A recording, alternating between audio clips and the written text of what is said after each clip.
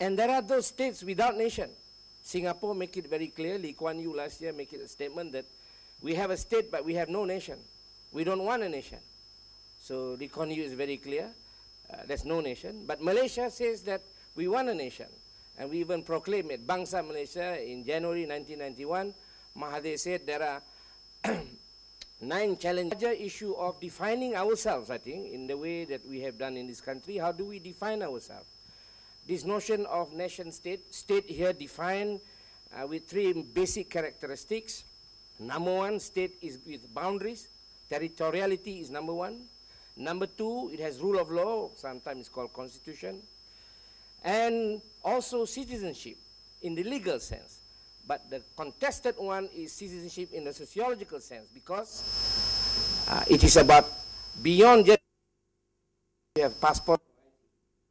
Do you think that the workers who work here and contribute to the economy cannot be a citizen in a social sense? So these are the debates that we still have until today. And I would like to remind you that in Malaysia, almost everyone or every household, in the middle class household, they have someone working, looking after their family in the kitchen. But yet they are apart from them, and nobody discusses what the role of these people are, and we never accept them as part of the citizen, but they're part of the family. So this is contradiction in our society. And I believe so in other European countries that I have gone and observed. I mean, they just can't stand until today, whether in Germany, whether in other parts of Europe and in Japan. It's not only Malaysia suffering from this alien phobia. There are other countries, because they use strictly the notion of citizenship in terms of legal sense. Yeah? So I always feel that we fail to contextualize this. We always feel that unity is uniformity, and every state has one particular form that everyone has to agree. And I think this is the departing point from my point of discussion, that we have to move from that idealism to some reality. Yeah? We talk of unity in diversity. We are talking about what was once structurally a divide and rule. And we have no choice but to accept the divide and rule historically. So the mirror image of that is unity in diversity, because we have no choice but to accept divide and rule, consequences of divide and rule. So we turn it around and make it sound positive. We call it unity in diversity. So we are very clever at doing this, and now we are selling diversity in terms of tourism, yeah? Dancers and food and whatnot. So it is quite interesting to see these concepts. Even though we take them for granted, we don't elaborate them. But they are the guiding ideas.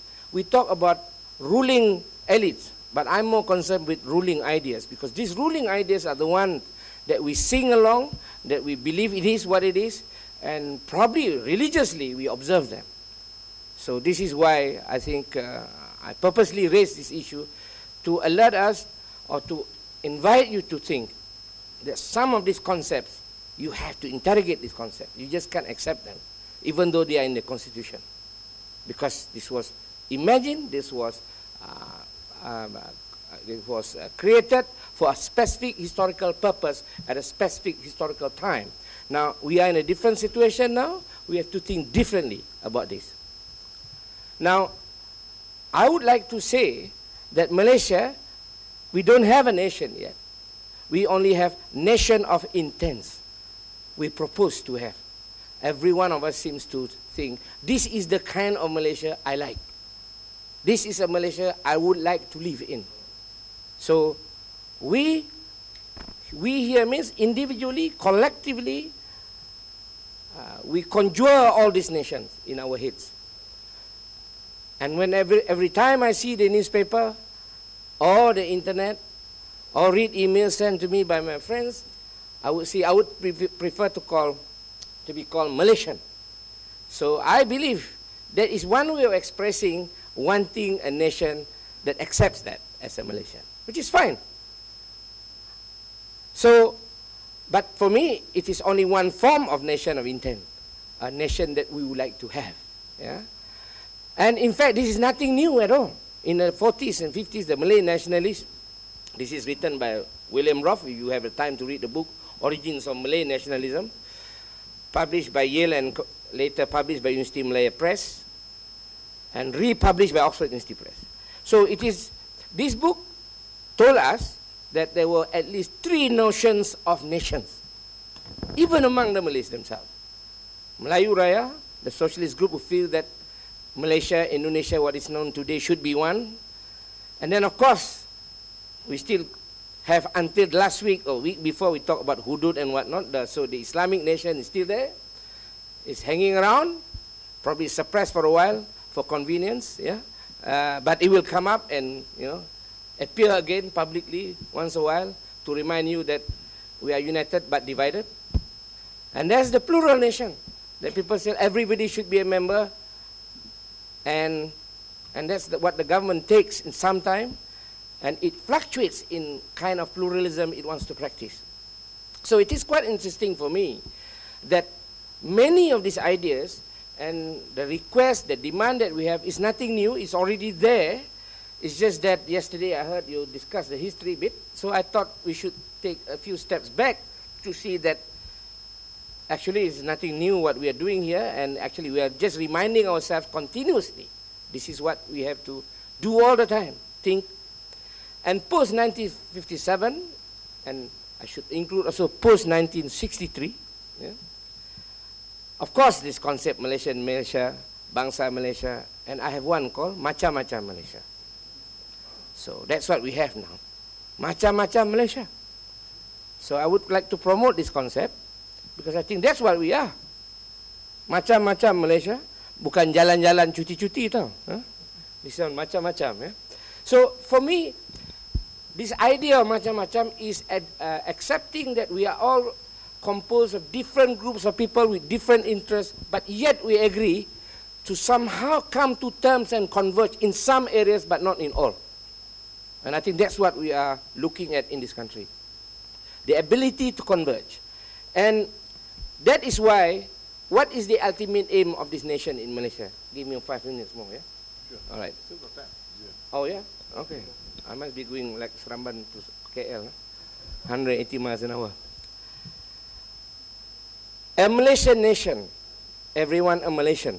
So this is the question, yeah? And I think everyone conjures this dream, and then we articulate that in terms of, why should my card be like this? Why should, so every one of us thinks that way, because we have some form of unhappiness or grievances of some nature. And I don't dispel that. Yeah? It is there. And you cannot take that away. It's always there. Why? Because of the nature of the society. So if anyone who wants to suggest unity is uniformity in this country, he should leave this country. There's no unity in uniformity, not even in Germany. And that's why unity is actually a contradictory concept to that notion of diversity that we, unity in diversity that we promote. So I intend to suggest that what we have to talk about is not unity in diversity, it's more like social cohesion in diversity.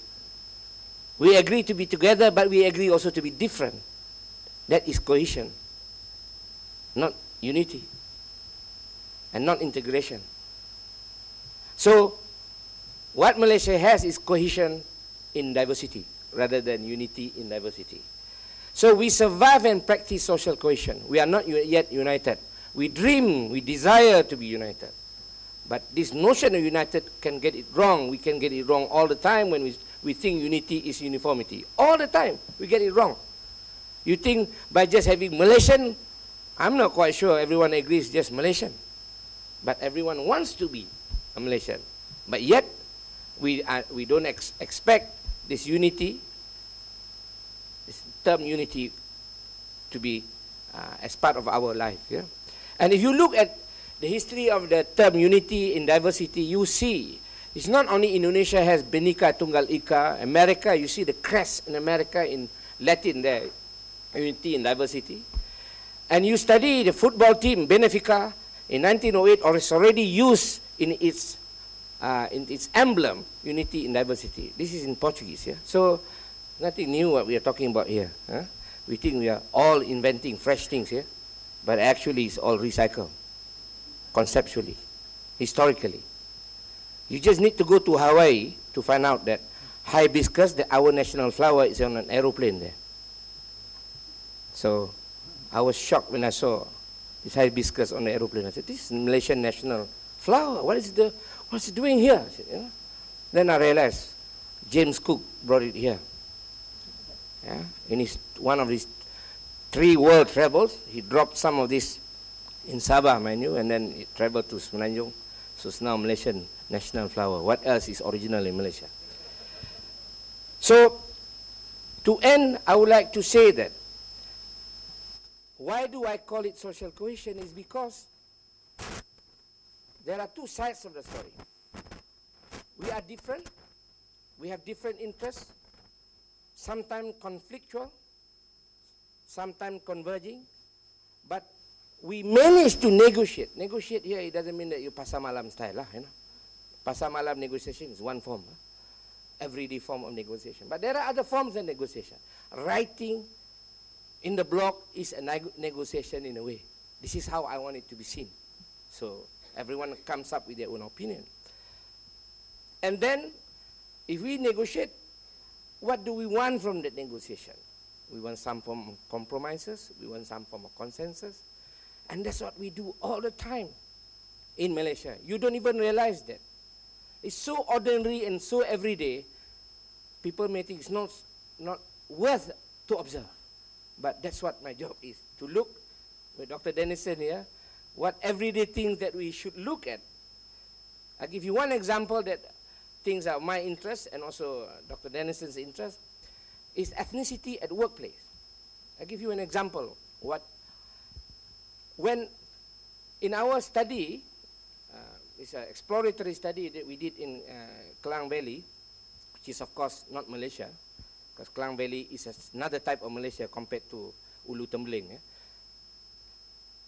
In Klang Valley, most of the workers, they start going out, like me, 7 o'clock in the morning, they're trying to go to the office. They arrive at the office, they leave their different ethnic groups' identity at the door, because they want to go in, they want to make sure they earn the money until the end, to make sure the kids go to school, have a flat screen TV at home, and whatever else you want for hire purchase at the end of the month. 5 o'clock you go home, 1 more hour traffic jam, then there is this Korean sitcom that you have to watch, and probably now there's no American Idol, they watch The Voice, now. If you calculate the everyday waking hour of most Malaysians, at least in Klang Valley, hardly any one of them even think ethnically. But of course there are those who will go to MCA after 5, DAP, they have to say something, otherwise they are not justified why they have these parties. So these are the people who like to discuss this. But generally, all Malaysians, you find it, they are so embroiled in this survival game that they have. And I think that dominates this country. And that negates a lot of conflictual stuff. So we talk conflict, but we walk cohesion. We continuously talk about conflict. And you know where the best place where we talk about conflict? Is the mamak corners everywhere. We go to mamak shop, we express our unhappiness. Of course, the mamak doesn't know. He has no clue because he's from all over the world. And then you get so heated up and then you just raise your hand. Hey, roti canai satu lagi. Hey, teh tarik satu lagi. In that heated conflict talk, who gains? Not you, the mamak. See, this is the beauty of Malaysia. We talk conflict, but then we walk away. And of course, we like tongue wagging. Tongue wagging means we like to say all the nasty things about everybody. In Australia, don't try to do this, you go to jail. Vilification Act, they call it. If there is a Vilification Act in Malaysia, half of Malaysia will be in jail, but there's not enough jail for us. So I would say, by saying that we like tongue wagging, but not parang wielding. We'll avoid violence at all costs. And that's the beauty of Malaysia. Thank you.